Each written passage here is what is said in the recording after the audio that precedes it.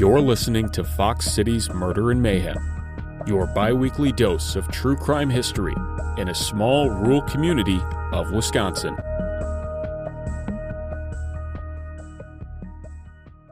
Hey everybody, welcome back to another episode of Fox City's Murder and Mayhem. I'm Eric. I'm Gavin. And we are back again, Gavin. What are we talking about today? Well, so before we start, I want to file a complaint.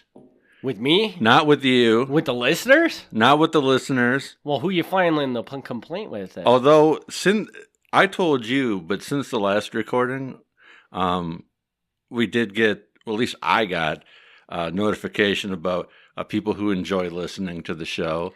Oh, yes. So I appreciate that. I like when people tell me they listen to the show, and then I'm self-conscious about it. But that's not the complaint. My complaint is, as we record this, we're coming off of daylight saving time, and I have slept like garbage 3 nights in a row. For the love of God, people, just get rid of it. Government, decide.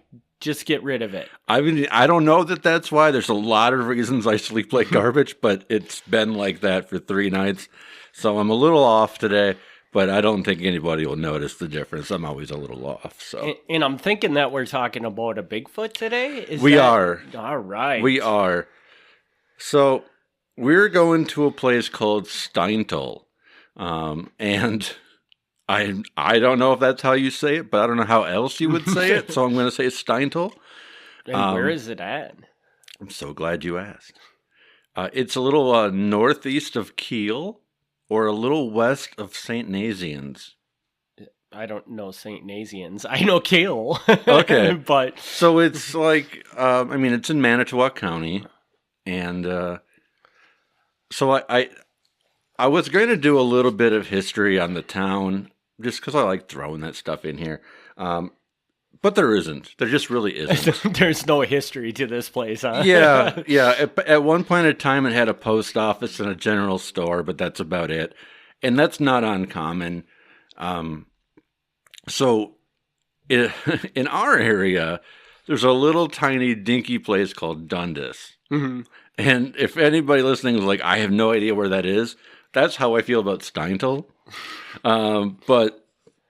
But Dundas is the same thing, where now today it's like a 1/4-mile road and 2 bars. But it did once upon a time have a general store and a post office. Okay. So there's all these little towns that thought they were going to be something and then just never were. And I think that's kind of what this is. Gotcha. But they do have a Bigfoot. Yeah, apparently. So, October 1963, a man named Leo or Lee Schweitzer, it's reported either Lee or Leo, he lives in Steinthal. He's shooting 2 coyotes on his property. The newspaper called the coyotes brush wolves, which I like. I had to look that up to find out that brush wolves are coyotes. That was not a term I was familiar with.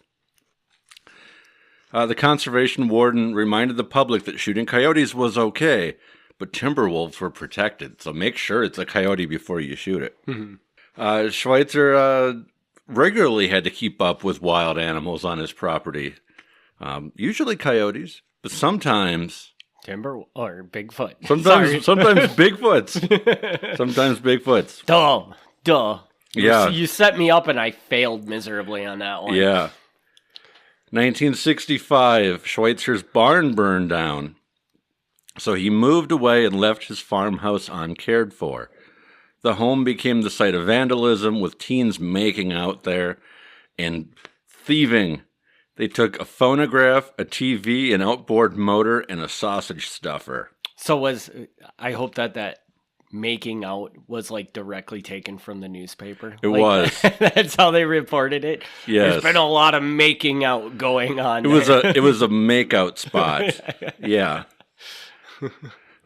Because I get the impression, I don't know this for sure, I get the impression that this farm was kind of on the end of a dead-end road. Mm-hmm. So it turned into a place for kids to go and park. Windows in the front door were broken. Then in the summer of 1965, rumors circulated of a creature on the property that stood 7 feet tall, had long hair, and as many as 3 green eyes. One report said that 2 of the eyes were in the front of the head and 1 of the eyes was in the back of the head. Interesting. This is a new one. The sheriff received numerous reports about this, but was not able to find anything concrete. September 1965, 17-year-old Donald Dean, I'm going to say Dane, contacted the Manitowoc Herald-Times and related his experience. He said another young man had seen it and was pretty scared, so he left the area and joined the Navy. Dane and 3 friends went to see it, so they drove to the Schweitzer farm. Turning around, their car's headlights caught the creature. Dane said he was not able to see it very well because it was dark and 60 yards away, but it was big and probably some animal. It could have been a wolf or something like that. I don't know. Yeah, I don't know. I mean, that's something there, right? I don't know. Another week or two goes by. There was discussion in the newspaper if maybe the name should be changed. They had been calling it the Steinthal Monster, but maybe they should call it the Beast of Steinthal. All the things that they have to tackle when stuff like this happens. Yes. An anonymous Manitowoc businessman told the press, I don't think you could classify it as a monster in the sense that it might frighten or molest people, but I would definitely say there is some kind of beast roaming the swamps there. I can tell you because I saw it. The businessman continued, explaining that he had been bow hunting with his sons. A small doe broke from cover and ran across the meadow, and while we were watching her, some kind of animal came from the swamps, as if on her trail, and crossed the meadow after her. It was bigger than the doe, was running on all 4s, and had a long coat of shaggy fur. It didn't run like a deer. It ran more with the easy lope of some kind of dog. We didn't have the binoculars along, so we couldn't check it closely. But compared to the size of the deer, it appeared much too big to be a dog. A strange animal, yes, I believe it is a strange animal. But monster, decidedly not. I don't think this animal would attack a man, but would try to run and hide like any other wild animal. So I'm sorry that this so far is matching the descriptions that people give of Bigfoot. Yeah. You know? Yeah.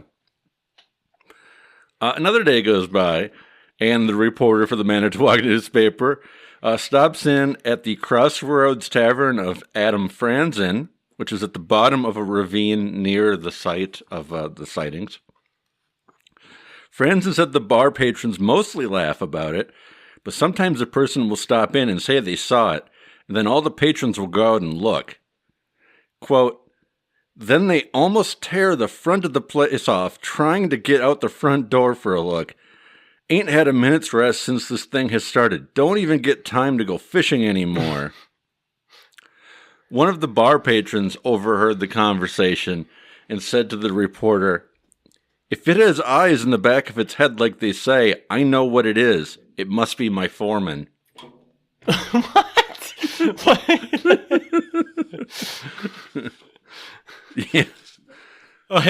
Like his boss? Yeah. Like that's what he's talking about? Yeah, okay. yeah. All right. So we go from this. So far, it's the fun story, and now it's the less fun story part. Okay. So this is gonna be scary. So like, is something gonna happen? Something's gonna happen. All right. October 1st, 1965. 2 teen couples from Kiel were out on a double date, which involved both a movie and a trip to the Schweitzer farm for a little monster hunting.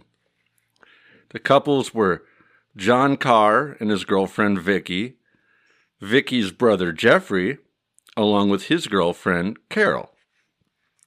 After the movie, the teens made their way to the farm, where they took part in their standard monster hunting procedures. They looked around the area, tried to find these shining eyes in the distance. They didn't see anything that particular day, so they made their way back. They were only there for maybe 15 to 20 minutes before leaving. The boys playfully teased the girls with frightening but made-up stories about the monster. Because it's what you do. Yeah, building up the suspense. Yeah. At the same time that they're out monster hunting, a man named Jerry Krupp was enjoying a beverage at the Adam Friends and Tavern nearby with his cousin. Okay. Krupp was believed to have had between 3 and 6 drinks within an hour at the tavern. That seems like a lot. But he was not visibly intoxicated. The bartender said he seemed fine. Krupp exited the tavern without his cousin, and after getting into his vehicle, he headed towards the junction of State Highway 32 and County X, the exact same location that the teen couples were heading after departing the Schweitzer farm. As Krupp made his way down the highway at 60 miles an hour, the car driven by the teens was approaching from the opposite direction just as fast. Where Krupp drove alone with nothing but his radio to occupy his time, the teens were enjoying the company of one another and filling their vehicle with laughter and stories about the dreaded monster of Steinthal. Your storytelling in this episode is phenomenal. Some of this is ripped off. I can't really take credit for it, but little did they know, though, that their fun evening out was about to be the last one that 3 of them would ever have again. The vehicle driven by the teens arrived at the junction first and stopped at the stop sign before continuing through. But the vehicle driven by Krupp did not come to a stop at his stop sign, but instead went right through and hit the vehicle containing the 4 teens with enough force that that both vehicles ended up flipping over and then flipping over again before coming to rest in a field. That very same intersection had only a short time earlier been labeled as hazardous by the county police department and was going to be looked into by the State Highway Commission to try to fix the visibility. But the state's investigation would come too late because that hazard on that day ended the lives of John Carr, Vicky Freeze, and Carol Schneider. Jeffrey Freeze was critically wounded but survived. Jerry Krupp was in stable condition. Isn't that sad how that always happens? The guy that has had 3 to 6 drinks in an hour always manages to get away, to not get hurt in the accident, and then he just kills everybody in the other car. Yeah. So, not long after the crash, the worst accident, which was considered the worst accident of all of Manitowoc County that year, nearly all mentions of the Steinthal monster came to a stop. Sometimes people still spoke about it, and the teenagers still kind of made jokes about it, but for the most part, after that accident, people no longer were interested in going out and looking for the monster. And it was never seen again. I like how this story went, man. How you kind of cleverly, like there's a killing in it, but of course it has nothing to do with the monster. So it was just a well put together, tricky story that you did here. Yeah, it's interesting in trying to look into it. It only made the papers for a month. This was a pretty kind of just a blip, and there was really no agreement on what it was. I'm going to go ahead and assume that it is not a monster with 2 eyes in front and 1 eye in back. But there was definitely debate about whether it was a wolf, a large dog. Someone said it was just a deer standing on its hind legs, eating things off of branches, and then it looked funny because of the way it was standing up. And it's hard to say because everybody who reports it seems like nobody really actually sees it. Yeah, they're like, oh, I forgot my binoculars that day, so I didn't get a clear view of it. Yeah. Well, that's how the big 4-foot stories go, man. Yeah. So, but I think it's funny that I'm waiting for how is this going to come back over to the monster? And I'm like, and then towards probably the last 10 minutes, I'm like, oh, okay, I get it. They're just going to die in a car accident. Yeah. And this is... Yeah, there is no more. The newspaper that was writing about it did note that there were 2 other monsters in Manitowoc County. One that was called the Gray Ghost of Kingsbridge, and one was called the Alligator of Clark's Mills. I don't have those in front of me, but apparently curious. people were seeing weird stuff in Manitowoc. I'm curious about the Alligator of King's Mill. This is probably something we need to look into. Yes, and by we I mean you. Yeah, yeah, and I have to give credit here. I'm going to say it specifically. There's a website called the Pine Barrens Institute. Some guy in Janesville writes this. And I got to give them credit because even though I did pull the original newspaper articles to put this together, their write-up was so good. I did kind of just, a lot of that flowery language is ripped off right from their website. So definitely got to give them credit. That's not me. That's them. Mm-hmm. So I was like, anyone who's listened to this knows that's not how I normally write these stories. I normally write them very dry, like here are the facts. Yeah. And so, yeah. That's not the way I would have written that, but I liked it, so that's what you got. So when you look up in the newspaper and they're talking about this accident, is it like, do they put a direct correlation between the monster in this instant? They do. They always talk about it? Yeah. So no, this is how the story is told, is that, I mean, obviously the cause of the accident is the guy drinking at the bar, but it's written that this was like, these were victims of the monster because the only reason that they were there is because they were monster hunting, like a half mile away. Yeah, these were through no fault of the kids. The kids did nothing wrong here, but the only reason they were in the spot at the time was because they were out there looking for the monster. And it's funny because how this instance, this bad thing happening just kills off all rumors of this monster. I find that ironic that just like, they're like, okay, something bad happened, now we got to stop. And everybody just stopped talking about it. Yeah. I mean, I totally get that because there's, again, looking for the monster is not what killed them. Not really. Mm-hmm. But it makes sense because anytime something is fun, and then that fun thing accidentally leads to somebody dying, it's not a fun thing anymore. Yeah. Even though the death has nothing to do with the fun thing, pretty much. Right. Yeah. Right. So, like, I can't think of a specific example at this moment, but so I apologize for that, but I know that's a thing that happens. Is like people are like, oh yeah, we used to do that. And then nobody does it anymore because something really dumb happened. Right. Like I could think of like, when we were kids, we play on train tracks. And I don't recall anybody ever getting hit by a train and dying, but I'm sure if it, as a kid, that would have happened, we all would have just stopped. Oh, yeah. So. You played on train tracks? You never played on You're train crazy. Tracks? We walked on them. Well, yeah, I mean, that's kind of what I mean. Okay. Like we weren't sitting there playing chess on the train tracks. Like, what are you playing on the train tracks? I'd walk train tracks. But I'm sure if something had happened in Kaukauna while we were kids, that somebody got killed on a train track, we would have that would have ended. Yeah. Like, we would all stayed as far away from train tracks as possible. Yeah, strangely enough, I don't recall anyone ever getting hit by a train. No. I mean, well... I know people who have been hit by a train, but it was more kind of on purpose, not on accident. Well, there were people, because there was somebody that died in Little Chute when we were kids on a train. Oh, really? But it was just driving across the train. They were hammered or whatever, I think, and they just drove across the train track, and the train came and took them out. Oh, well, let's not do that then.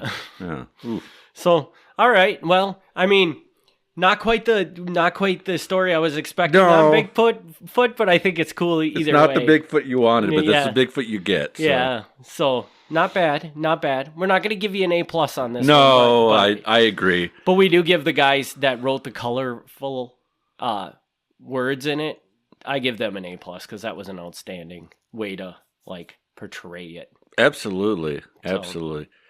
Yeah. Fair warning to listeners. Last night, which again for listeners is going to be like a month ago, but to me last night, I was working on a write up, and I've now got like 7 Shawano murders. So we haven't done like a straight murder in a while, but don't be surprised if we have like a Shawano detour for a bit. It's gonna be a long, long time in Shawano, huh? We won't do them all back to back, but we've got a few that'll probably be. Maybe not all of them will be used, but we've got some Shawano stories now. Some of them have promise, so some of them definitely have promise. Cool. So do you got a sneak peek for what's coming up next on? I actually don't know. If it is a Shawano story, then it's going to be. It's half murder and half a very strange federal law that I'm pretty sure is no longer enforced. Interesting. So that's the one that I was primarily working on when these others like kind of came up. So that's very possibly what's next, unless you had a specific request. No, I don't have any requests. I just like to get people excited about what's coming. Yeah. So okay, let's just say that then there's gonna be a murder in I don't know if it's in Shawano, but it's in Shawano County. Yeah, and then it's gonna involve a federal law that makes no sense. That makes no sense. It is so bizarre, and it's gonna be the history stuff that I like. So there's a murder in there for you. Tune in for the murders. But for those of you who like my weird history detours, it's got that too. Because it's such a strange law. It's an incredibly racist law. I'll tell you that right up front.